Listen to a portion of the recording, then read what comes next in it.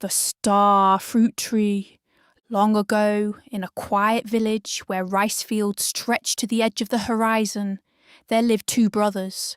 Their parents had worked hard all their lives, and when illness finally took them, one after the other, in the same rainy season, the brothers were left with a modest but comfortable inheritance. Fertile land, a sturdy house, a pair of water buffalo, and a small orchard behind the home. The older brother had always been the bolder, sharper-tongued of the two. Before the incense at their parents' altar had even finished burning, he stood before his younger brother and declared that, as the elder son, it was only right that he take the house, the land, and the animals. To his younger brother, he offered only a small, thatched hut at the edge of the village, and one lone tree growing beside it, a star fruit tree. The younger brother was gentle by nature, never one for arguments. His wife wept quietly when she heard the news, but he took her hand and said there was no use fighting over what could not be undone. Better to build something new than to poison their hearts with resentment. So the young couple gathered their few belongings and moved into the small hut, taking nothing with them but their willingness to work. Life was hard in the beginning. The husband hired himself out to plough other people's fields from sunrise to sunset, while his wife took in sewing and mended clothes for the wealthier families in the village. In the evenings, no matter how tired they were, they never failed to walk out to the star fruit tree, pulling weeds from its roots, brushing insects from its leaves, and speaking to it gently, as if it were a member of the family.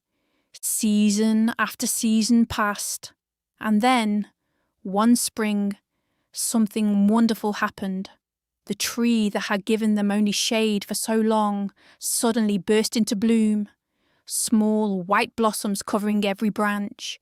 Weeks later, the blossoms gave way to fruit, dozens, then hundreds of golden star fruits, each one plump and fragrant, their juice sweet enough to make the whole yard smell like honey. The couple could hardly believe their good fortune. They began to plan. They would sell the fruit at the market, buy a little rice, perhaps even save enough for a proper roof before the rainy season came again. But early one morning, before the sun had fully risen, the wife stepped outside and gasped.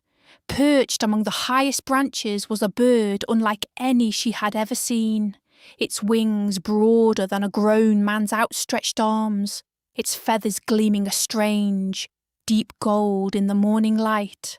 And it was eating. Fruit after fruit disappeared into its beak, the branches shaking under its weight. She ran to the tree and called up to it, her voice trembling. "Please, great bird, have mercy. This tree is the only thing of value my husband and I own in this world.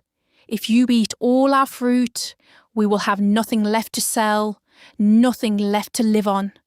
To her astonishment, the bird tilted its head and answered her in a low, clear voice, as though it had always known how to speak. "For every fruit I eat, I will repay you with a nugget of gold. Sew a bag 3 spans wide, and bring it when I return." Then, without another word, it spread its enormous wings and rose into the sky, vanishing over the treetops. The husband and wife stared at each other, unsure whether to believe what they had just heard. Still, that night, by the light of a single oil lamp, the wife took out her needle and thread and sewed a plain cloth bag, measuring it carefully so that it was exactly 3 spans wide, no more and no less, just as the bird had said. A few mornings later, the great golden bird returned, landing in the small yard in front of their hut. It lowered its wing toward the ground and made a soft, urging sound, as if to say, "Climb on," trembling with equal parts fear and hope. The young man climbed onto the bird's back, holding the bag tightly in both hands. The bird beat its wings once, twice, and then they were airborne, rising higher and higher, until the village below shrank to a patchwork of green fields and brown rooftops. They flew over rivers, over mountains wrapped in mist, and finally over an endless expanse of deep blue ocean, until at last a small island appeared on the horizon, glittering as though the sun itself had fallen into the sea. When the bird landed and the young man stepped onto the sand, his breath caught in his throat. The entire island seemed to be made of treasure. Mounds of gold nuggets rose like small hills. Pearls the size of quail eggs lay scattered among rubies, and sapphires glinting between white grains of sand. It was more wealth than he could have imagined in 100 lifetimes. And yet, remembering the bird's instructions, he did not let greed take hold of him. He knelt down and filled his bag, just his bag, 3 spans wide, until it was full, and no more. Then he tied it shut, climbed back onto the bird's back, and together they flew home across the wide, glittering sea. From that day on, the young couple's fortunes changed completely. With the gold, they repaired their hut into a proper house, bought land of their own, and never again had to worry about hunger. But they did not grow proud or cold-hearted with their new wealth. They shared rice with hungry neighbours, helped repair the roofs of the elderly, and treated everyone, rich or poor, with the same quiet kindness they always had. The whole village came to love them. Word of this strange good fortune eventually reached the older brother. Curious and more than a little envious, he came to visit, and over tea his brother told him the whole story. The tree, the bird, the island of treasure, all of it, without a hint of exaggeration or secrecy, for that was simply who he was. The older brother's mind began to turn. That very week, he proposed a trade. He would give his younger brother all his land, his house, his animals, everything, in exchange for the small hut and the star fruit tree. The younger brother, still soft-hearted where his brother was concerned, agreed without hesitation. So that older brother moved into the hut and did nothing all day but sit beneath the star fruit tree, waiting. Sure enough, before long, the great golden bird arrived and began eating the fruit exactly as before. And when the man ran forward pretending great distress, the bird spoke the very same words it had spoken to his brother. For every fruit I eat, I will repay you with a nugget of gold. Sew a bag 3 spans wide, and bring it when I return.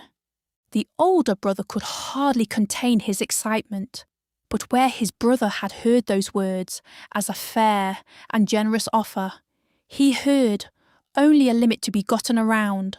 That night, he had his wife sew not a bag of 3 spans, but a massive sack 4 times the size, and beyond that, he sewed extra pockets into his own clothing, and even fashioned a second bag to strap across his back, just in case. When the bird returned and carried him to the very same island, the older brother's eyes went wide with hunger at the sight of so much gold and jewels heaped before him. He fell upon the treasure at once, stuffing his enormous sack until it bulged at the seams, filling every pocket sewn into his robe, and packing the second bag across his back until he could barely stand upright beneath the weight. The great bird waited patiently, but as the man kept piling on more and more, it shifted uneasily, its wings flexing as though testing a weight it already knew would be too much. Still, the man ignored every warning sign, tying the last knot with a satisfied, greedy smile. On the flight home, the bird's wings, which had carried the younger brother so smoothly and swiftly, now beat heavily against the air, struggling to lift the enormous burden. Partway across the ocean, dark clouds gathered, and the wind began to howl, whipping the waves into tall, restless peaks below. The bird tried once more to warn him, tilting sharply to the side, urging him silently to loosen the ropes and let some of the gold fall away into the sea. But the older brother clutched his treasure only tighter, refusing to release even a single nugget. Then, exhausted and overburdened, the great bird's wings finally gave out. It tipped sideways over the churning waves, and the older brother, along with every last piece of his stolen gold, plunged down into the dark water and was never seen again.